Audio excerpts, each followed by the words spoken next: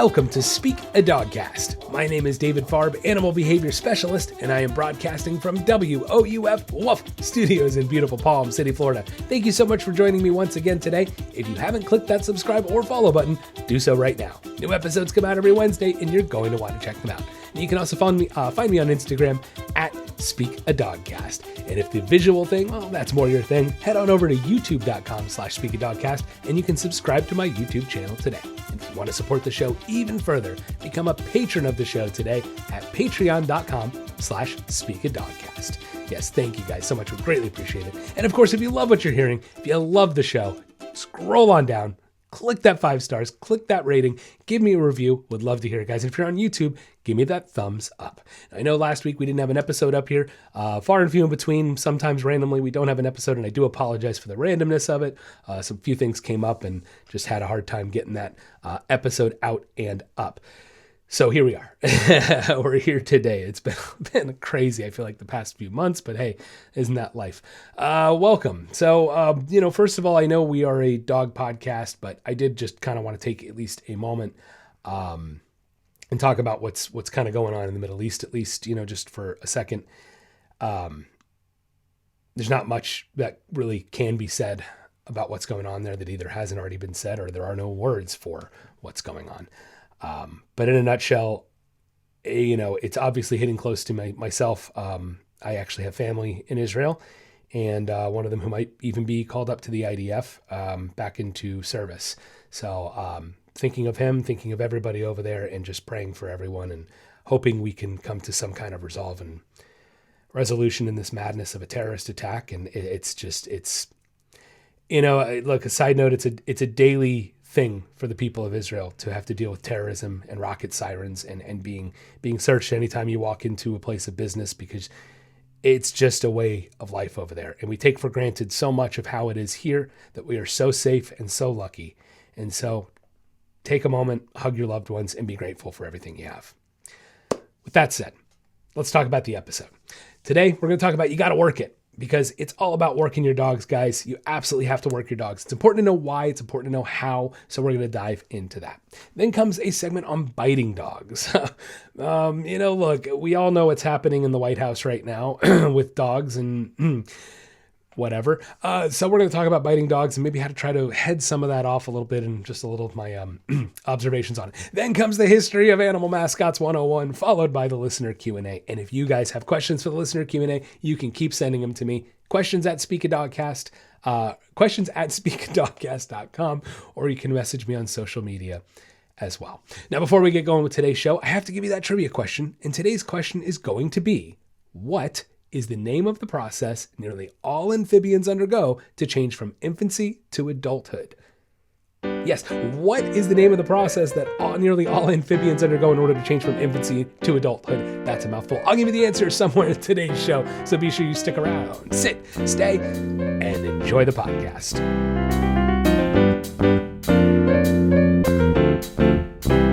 Next on Speak a Dogcast, you gotta work it. Come on, is it worth it? Let me work it. Yeah, look, when I'm out there working with my dogs, I am a working man every day. Call me the working man. That's what I am. Yes, so you gotta work your dogs. You gotta get out there. You gotta work. If it work. You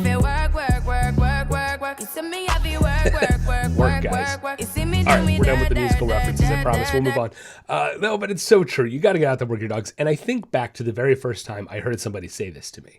Another trainer who said, David, hey, really, come on, work that dog. You got to work that dog.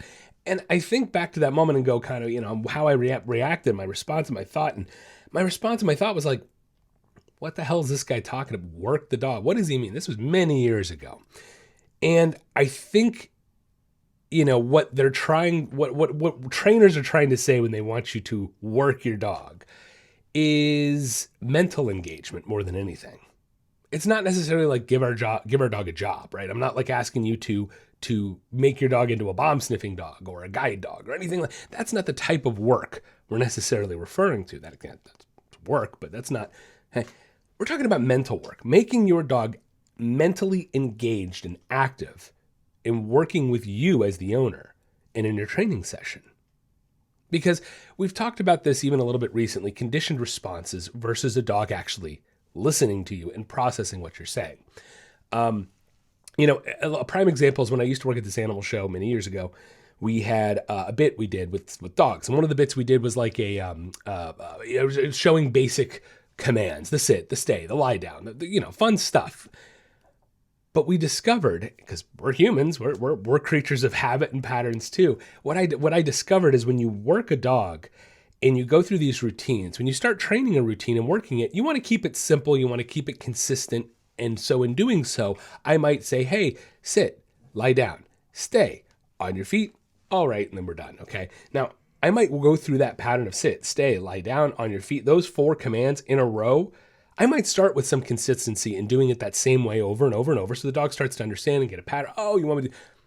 The problem is, if I only do that pattern, and I go out on stage and I go to tell him to sit, before I'm even telling him, he's already going into a sit. Because it has become such a conditioned auto response that they just run through it. There is a huge difference between running through an auto response like that versus I go out there and I change it up on my dog. So I started with the consistency, but then later on, I would change it up. I'm not going to ask for a sit as the first command. I'm not going to ask for a lie down as the second command. Change it up. All of a sudden, your dog goes to sit, goes, oh, wait a second. He didn't say, wait, what did he say? All of a sudden it creates focus. All of a sudden it creates wheels turning in their brain and processing going on that wasn't there before in that auto response mode, right? You see the difference? This is why, we talked about that segment with I don't really care that your dog knows how to sit, whoop-de-doo. That's my point. Your dog can learn a pattern and a routine over and over and over and over and over and over and over. And that just doesn't really impress me. What impresses me is if you can change that routine and your dog still listens. That's impressive. That's training. That's working your dog. There's the difference between training a dog and working a dog. It increases your bond, it builds your relationship, and it gets your dog thinking. It makes your dog smarter, for crying out loud. Like, that's what it does. It actually makes your dog smarter because they start learning to actually process what's around them, what's going on. Should I do this? Should I not do this? Is there a reward? Is there a consequence? Versus just, oh, sit. Oh, sit. Oh, sit. Oh, he's going to say sit, so I'm just going to do it. Big difference. Night and day difference. You got to work your dog. Can't stress it enough. And so one of the best ways, it's coming, one of the best ways, if not the best way to work your dog as a pet, as an individual dog owner, it's going to be the walk, guys. Always comes back to the walk. I cannot stress it enough. Cannot stress this enough, okay? You have to walk your dogs, and you have to do it in a way that actually stimulates them. For example, if you take the same loop on your walk around the block, day after day after day after day after day after day after day after day, and your dog sniffs the same spot and the same 4 spots on the day after day after day after day after day after day, it gets really old. There's nothing stimulating about that. That becomes boring. It becomes mundane. It becomes routine to a point that your dog is now lacking stimulation out of it. Some dogs even almost like require that OCD routine. If they don't stop on that one spot and pee, they're going to start pulling you over toward it obsessively. Not only does working your dog make them more mentally stimulated, it heads off undesired behaviors. It heads off OCD behaviors. It heads off obsessive behaviors. And as I always say, guys, any obsessive behavior is not a good behavior. No ifs, ands, or buts about it. Any obsessive behavior is not a healthy or good behavior. It's that simple. So doing something as small as working your dog can change that routine and can head off some obsessiveness, right? So we don't really think about these things as I know it, like average dog owners, you guys don't think about these things. And that's why I have a job. It's cool. No worries. It's not your job to interpret that stuff, and that's fine. But that's why you still have to be able to take this information and go, boy, my dog's life is kind of boring, isn't it? Do I really work fluffy enough? No. Do we ever go out and work on, how about commands? This is, I love this one. Whenever I have a client who maybe it's been a couple months, we did training, everything's great, it's been months and months, haven't really heard from them, or maybe some of my doggy day camp clients who come, they'll mention to me and go, hey, Fluffy's been doing this one thing, and it sort of came out of nowhere, and the behavior's sort of escalating, and so I'll just ask a couple questions. Well, how are the walks? How are the walks, right? First thing, go back to basics. Second question, how often are you working your dog? What do you mean, David?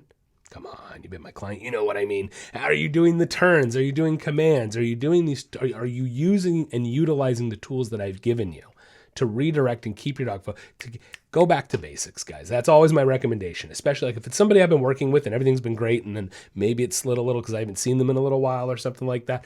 I usually tell them, guys, where did we start to gain that success? Like, okay, so here's where we started, right? Here's where we started. Here's where we are with the bad behavior. So somewhere in here, success stopped. So if somewhere in here success, I have to take this block where we had success, as I'm whacking my microphone, take this block where I have success, and I have to go back to it. Fall back to your basics. That's why they're there. So when it comes to starting to have these issues, I go back to doing commands, just like I used to do at the animal show. It's amazing how, like, the animal show was totally not behavior related. You know, it was different. Well, yes, we dealt with behavior with the dogs that were there. That's not what I mean. We weren't like training people's pets. We weren't rehabilitating aggressive dogs. We weren't like doing that kind of stuff. It was training for a show and a routine, and the dogs love it. They had a great time. But it's amazing how something completely unrelated, even though it's the same field, it's still training. I got so much experience, knowledge, information, do's and don'ts of working at some place like that, where day in, day out, you're doing all these, routine things. And I see the power. It let me see the power of working commands with your dog, changing up commands with your dog, changing your routine up, working your dog. It's the first place I had ever really seen dogs get truly worked, because before that, all I was doing was in-home training on my own. Well, that's not true. That's not true. That's not fair of me to say. I was shadowing with another animal behavior specialist before I started at the show, and he knew how to work dogs, still does. But that's besides the point. But seriously, the first place I really saw dogs getting worked on the whole, was there. And it was eye-opening. It was eye-opening to see the difference in stimulation that you can provide for a dog by working them, not just running through your daily routines. So, again, guys, if you really want to change your dog's stimulation, you really want to engage them, you really want to change their focus, you want to build your relationship and make your bond stronger with your dog, there's no other way to say it. You've got to work your dog. Okay, so what does this look like in actions? We kind of talked about it a little bit briefly with the commands. Go back to commands. It's so simple. It's so easy. Every dog knows a handful of commands. And for that matter, if they only know a handful, extend it and teach them more. All right? Because running through different commands with your dog doesn't even necessarily have to be every single day, but often enough that you create stimulation, often enough that we're changing it up, that we're creating processing. That can go a long, long, long way. So this is what I'm talking about. When I started at the beginning, I said you can incorporate this stuff into your daily life. Who doesn't have 5 minutes to work commands with their dogs? And guys, if you're a family of 4 or 5 people, everybody should take 5 minutes to work that dog. And before you know it, if everybody could take 5 to 10 minutes in a household of 4 or 5 people and work commands with their dog every day, every other day, whatever, it's almost an hour a day, if not more than an hour per day. Wow, mind blown. Little amount of work you individually have to put in, but on the whole, it really can add up. Okay, so something to think about. Now, other day-to-day, daily things we can do to work our dogs. I got a question for you. When you let your dogs out, do you just open the door and let them go? Most of you are going to be like, well, yeah. And I know some of you are going to be like, well, David, he doesn't bolt. He doesn't try to knock me over, so it's not a problem. And I understand that. And I understand that it's not a problem. But if it's not a problem, why don't we take it up a notch? Why don't we raise our expectations, as we also talked about, of what our dog can do? Because believe it or not, guys, opening that door and asking your dog for a stay, extra little more stimulation for the day, extra little more control for the day, okay, extra little bit more structure for your dog's daily life. The problem is most people let dogs have a free-for-all in their homes. There's no structure, there's no rules, and there's no boundaries. And when we lack those things and we have this free-for-all, that's when we get behavioral problems. As minute as they might be, or as extreme as they might be, this is where behavioral problems start, with people not stimulating and working their dogs. And something as simple as a sit and a stay when I open that door can go such a long way. How about when you leash your dogs up? Do they get crazy? Do they whine? Do they go nuts? No. You're going to sit, I'm going to hold the leash, and you're going to relax, and I'm going to wait you out. If you jump on me, I'm going to say no and push you down.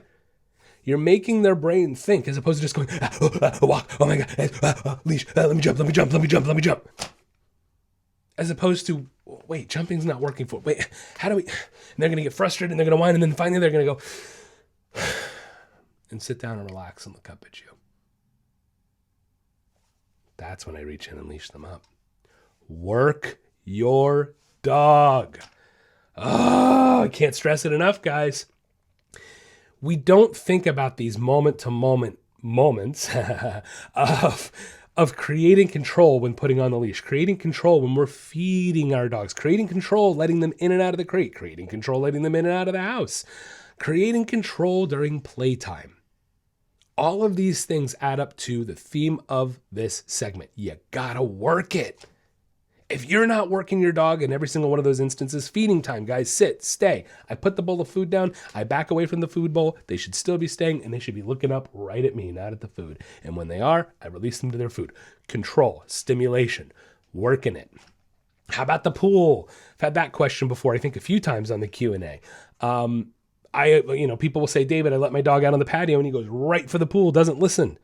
Create control, guys. Leash up your dog. Don't allow them. Teach them a release word. Teach them a stay. If you have all these things in order, it shouldn't be that hard to stack onto it. I mean, that's like training is cumulative. You know what I mean? It all adds up. You can't just like do one thing here, do one thing there and go, why isn't my dog listening? Because you're not doing everything. You're not working your dog. You're letting them get away with it. In this instance, there's structure here, but no structure there, but sort of structure here. He lets him do this. She lets him do that, but he doesn't let. And we wonder why our dogs seem confused, frustrated, and unfocused. Work your dog. That's right, guys. Gotta work it. You gotta work it. All right. So there are many different ways. Playtime. I kind of touched over on that really quick. Let's get a little more into that. Playtime. How about structure during playtime? Working your dog while you play. Putting them in a sit, putting them in a stay, throwing a tennis ball while they stay, and then releasing the tennis ball. How about hiding a toy in the house? Taking one of their favorite toys, putting them in a sit and stay, walking around the house and hiding it somewhere. Letting them find it. It's especially good for scent hounds, dogs that have really strong noses. All dogs have strong noses, but you know what I mean. Okay.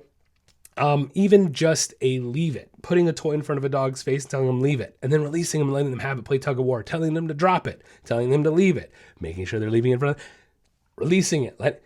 These little things during playtime is working your dog, but we just don't think of it. We just take the ball, throw it, take the ball, throw it, take the ball, throw it, take the ball, throw it, take the ball, throw it, take the ball, throw it. Same thing over and over and over and over. It becomes boring. Sometimes I throw it. Sometimes I say stay. Sometimes I say leave it. Sometimes I say drop it. Sometimes I say throw it and stay. So, change it up. Work your dog. All right. All these different amazing ways that it's not that hard. You see what I'm saying? Like that's everything we talked about today is not ridiculous. You know what I mean? This isn't ridiculous stuff. This isn't requiring extra ridiculous amounts of time on your part. This isn't requiring some crazy training tools and going and spending $300 at the store on extra stuff to train your dogs because you need the clicker and you need the this and you need the that. Do you notice how simple it is to work your dog with maybe some toys, maybe some treats, and a leash and a collar? Guys, we did it this way for thousands of years. We have trained dogs with even less than we have now, right? Even less crap than we have now for thousands of years, very successfully. You know how I know it was successful? Because it was a matter of life and death for human beings and the dogs. We use dogs for hunting, for sledding, for all these purposes that were a matter of survival for human beings. So clearly, I'm here, you're here today. Clearly those guys, our ancestors, did something right with the dogs. They kept it simple and they had way better success than we have today. Something to think about. Now, of course, there are the tactics that people used a long time ago that I don't agree with, and there's, we can learn from that stuff. But the point is, what I'm really trying to say is the simplicity in their training, in that they didn't have all these ridiculous training tools. They didn't have 50 different types of treats. They didn't have 50 different types of toys. Oh, well, Fluffy only likes this toy, and he won't take that toy unless it's filled with peanut butter. Do you think dogs 100 years ago gave a crap about that? Like, give me a break, guys, they still don't. You do. But that's an argument for a different day. Anyway, get out there, work your dogs. You'll have happier and healthier dogs, I promise, and find little ways to incorporate that work into your daily life, and then it won't take extra time, much easier, and everybody's happy when you're working your dog.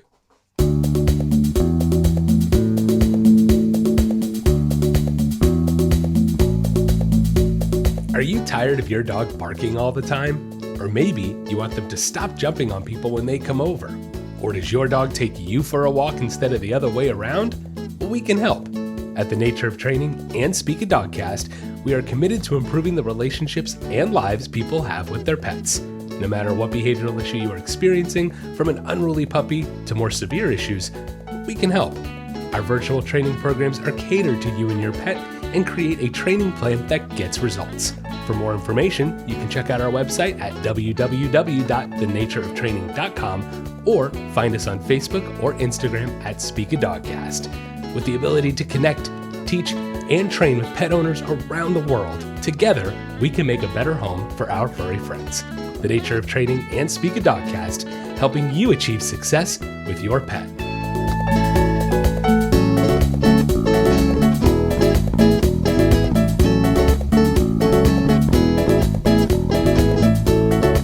Next on Speak a Dogcast, biting dogs. Yes, we're talking about not the most comfortable subject now. It's dogs biting, and it's never a fun thing to deal with. And you will discover, look, there are trainers out there who won't touch aggression and bite cases with a 10-foot pole, and for good reason. I used to give those trainers slack years ago, and you know something, I don't anymore because, look, it's a huge liability. It's not pretty. It's tough. It's just, look, it feels really great when you conquer it and the dog does better and you train the dog and that's wonderful. But every case isn't just that black and white and open and shut. You know, it just doesn't work that way. And so I have respect for trainers who don't want to deal with it. I have even more respect for trainers who do. And aggression is just, it's not fun. And you know, we've talked about aggression many times in this podcast. And first and foremost, let's just differentiate. There is a difference between aggression tendencies and straight up aggression. In all of my time in 14 years training dogs, I have, I think, only come across truly one, maybe two dogs ever that were true aggression cases. And I'm talking these, there's something maybe mentally wrong with the dog. Maybe there's just too much charge, something where this dog doesn't need provocation. This dog doesn't need anybody to engage in a fight. It will just come at you, no questions asked. It's very rare you see a dog like that. Majority of cases, vast majority of any cases when it comes to aggression in dogs, it tends to be possessive or fear-based. The point is that there has to be a trigger. There's almost always a trigger when it comes to aggression. Aggression doesn't just happen. It does very rarely, but that's the point, and that's how rare it is. So we have aggression tendencies versus straight up aggression, right? And we're definitely going to be talking about our president today and his dog. How could we not? How could we avoid it? Look, you know, what's fascinating is before we did the History of Animal Mascots segment, those of you that have been listening to my show more recently, and maybe not some of the older episodes, we've had a rotating segment coming in and out of that spot. Originally, it was the, oh my God, breed of the week. Goodness, couldn't even remember the name. What is the breed of the week, where we featured a breed each week and talked about that breed, the history, all kinds of cool stuff. Really neat info. But then we moved on from that segment and we created the first pets segment. And the first pets segment was all about animals that have lived in the White House, pets of the president. And it was actually quite fascinating. I mean, it really was. Number one, to learn all the different animal species that have made their way in and out of the White House, number one. Number two, it was just cool, right? It was just cool to hear about people, their dogs and the stories behind it. And another interesting takeaway, a consistency, if you will, that I saw over and over and over, especially as we got further along in the 20th century, is misbehaving dogs. You don't really hear about bites happening much in the 19th century. Obviously, we didn't have many presidents. Anyway, right. So it started in the 20th century more happening. And then by the time we got more and more, it became a more common occurrence. Not every president, not every time. But I think I would go out on a limb and say that Biden's dogs take the cake as the worst behaved dogs. History of the presidency. Yeah. It's what can you say? The dog is bitten, 11 times, I think I read, and that may not even be accurate. I mean, I may be off by a few, and I bet you that's not even all of them recorded, but it's to the point that there could even be, there's rumors of lawsuits happening, guys. It's crazy to me how the president of the United States could take something so lightly, that this dangerous dog that could potentially, and has, caused harm to people, just whatever, la-di-da, brush it off, who cares? I don't get it, guys. I don't, it blows my mind. And I know he's not putting up with that dog on a daily basis, of course, because come on, let's be real. And there's part of the problem. Okay. I just don't understand how people could, one, from a standpoint of the animal, how you want to let an animal continue acting like that and let them be anxious and let them be aggressive. That aside, how you could put up with it. Like, of course the animal needs first, but then what about you? You put up with that? Like, I don't know how you could want your dog to be anxious like that. You must want it because you don't want to fix it. You're not actively doing anything to fix it. And yeah, to be honest, I'm pointing a finger at everybody. I am. I'm being honest, guys. This is honesty time because this is one of the serious things I talk about with dog training. This is a serious thing. A dog is a loaded weapon. Whether you want to hear that or not, whether you want to come to that realization or not, doesn't change the fact that a dog in the wrong hands, in the wrong environment, in the wrong setting, can be a deadly thing. It's the reality. That's the truth. I know it's tough to hear that. We all know it. Dogs bite people and cause death. I mean, it can happen. It does happen. And when we talk about something like a German Shepherd being thrust into the White House, well, no wonder. I'm shocked. The dog has no structure, no rules, no boundaries, no job, no work, no stimulation other than madness all the time. And gee, he's biting people? Wow, I never could have seen that coming. And so it's no different when we talk about people and their pets in their homes. We have a family who isn't going to walk the dog, who isn't going to exercise the dog. They go out, they get a German Shepherd. Next thing you know, German Shepherd's possessive, aggressive. There's no leadership roles being taken in the house. I mean, I would say it boggles my mind, but it boggles my mind why people get dogs like that. That's the part that boggles my mind. The part that doesn't is when the dog acts up. And then the dog gets blamed, doesn't he? Dog gets blamed. And it just drives me nuts where people will take these working breeds, tie them up in the backyard for months and months on end, and then the dog gets loose and bites somebody. Well, no, it's shocker. Boy, I'm really surprised. I'm not. Guys, when we talk about working dogs, when we talk about dogs that have high energy breeds, the reason a dog has high energy is because they were bred for that purpose. It's pretty simple. We bred these things. Like, we created all of these dog breeds. That was us. So when we have a high energy breed, that wasn't an accident. That was on purpose. And then we take a high energy breed and we put 4 walls and a house around them. We don't exercise and we don't stimulate them. And what do we get? So when we talk about biting dogs, every single time I walk in where there's a biting case, we have an understimulated dog, period. No ifs, ands, or buts. That's where it starts. It may not be everything. That may not be all encompassing of what's going on with the issue, but it always starts with understimulation, underexercised. Now, if we move on from there and we look at how dogs are hardwired, dogs need structure, rules, boundaries, discipline, and affection last. And what do people do? We ignore all the other stuff and only give the affection, and we give the affection first, and everything else goes out the door. And we wonder why we have behavioral issues. So when we talk about a dog that is biting, when we talk about a dog that's in a White House setting where there's people coming and going, there's noise, there's cameras, it's just constant different smells, and it's a big environment, and there's tons of space, and it's crazy, and even more important than ever for that dog, needs structure, rules, boundaries, exercise. Without that, and that's where I go, look, a dog can, it's not like a dog can't thrive in the White House, because it's happened, right? It's been done. And granted, yes, there's a lot more press and madness and whatever you want to argue today versus 50 years ago.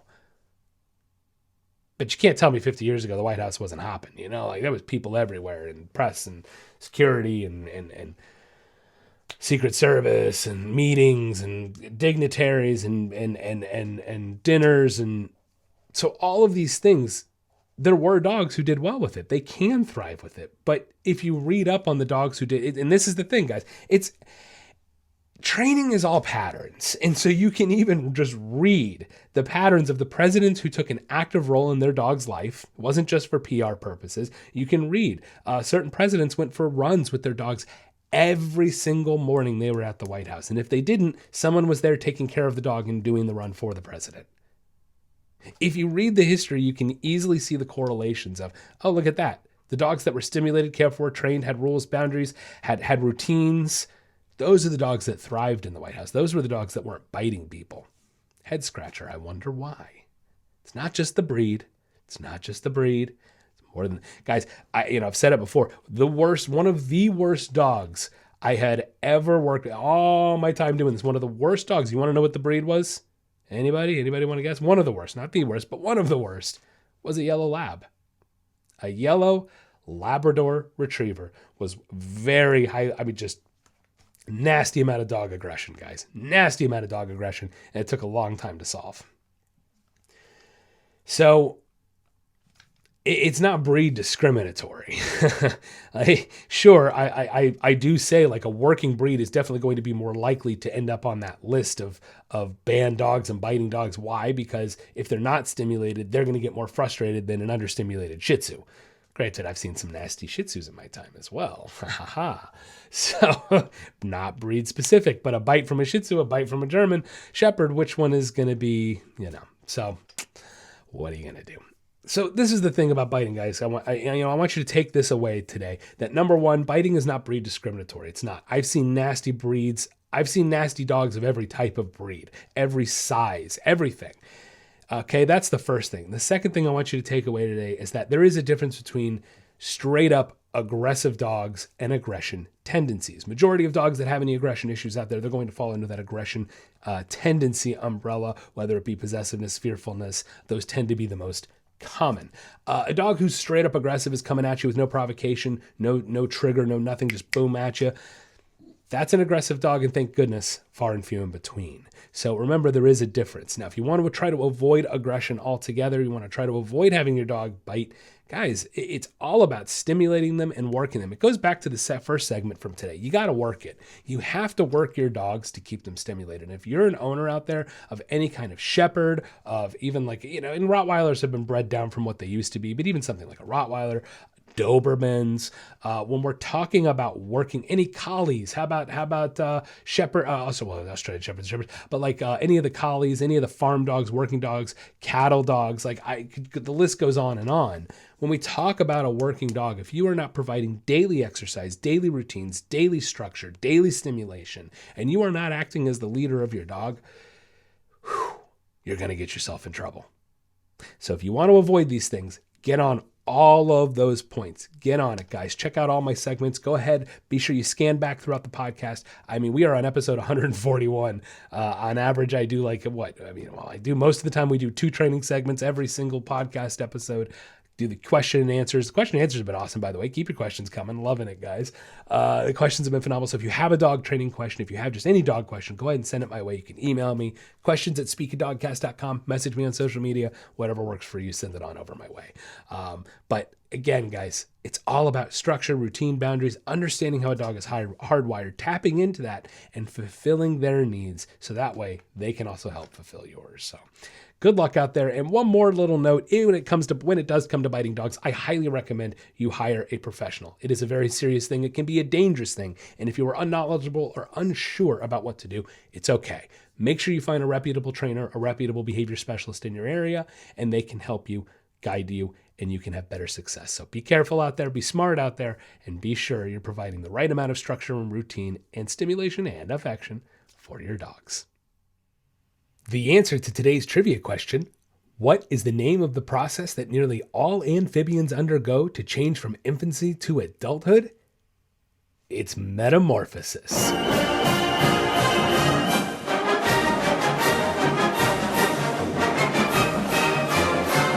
Next on Speak of Dogcast, it's the History of Animal Mascots 101. Today, we'll be talking about the University of Arkansas. The University of Arkansas was founded in 1871 as the Industrial University. Classes were first held in 1872, and then the current name was adopted in 1899. Now, anybody familiar with SEC football, you're familiar with Arkansas, their mascot, and their famous hog call. Yes, now don't worry, I won't be doing that hog call for you guys today, I promise. But I tell you what, head on over to YouTube or Google it. Check out the University of Arkansas hog call. It's a neat tradition, a neat college sports tradition, but again, I'm not doing that today. All right, so for those of you that don't know, the University of Arkansas, they are the Razorbacks, hence the hog call, yes. However, up until 1909, they were known as the Cardinals. But after a big win against LSU, then coach Hugo Besdick, he called his players a wild band of Razorback hogs. Now, most people in the area, they were familiar with wild Razorback hogs because they were a common sight at the turn of the century in rural Arkansas. Now, wild hogs can also be quite ferocious and determined and even a bit aggressive, so kind of the perfect animal to represent a college mascot. Now, a year after Coach Besdick coined the team as Razorbacks, an official vote from the university students changed the mascot from the Cardinals to the Razorbacks. Now, a live mascot has been used at Arkansas since the 1960s, and today the school uses a Russian boar, aptly named Tusk, yes, that most closely resembles the wild Razorbacks that used to roam the state. Now, the anthropomorphic version of the mascot made his debut in the 1970s as Big Red, and he was commonly referred to as the Dancing Razorback throughout the 1980s. A female Razorback joined him named Sue E. Pig. Suey?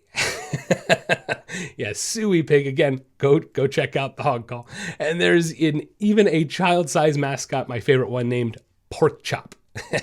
He's popular, of course, with the younger Arkansas fans. Now, there's also a Boss Hog. He is a 9-foot-tall inflatable Razorback mascot. And then finally, there is a baseball-specific mascot named Ribby, a take on RBI that is at every home baseball game.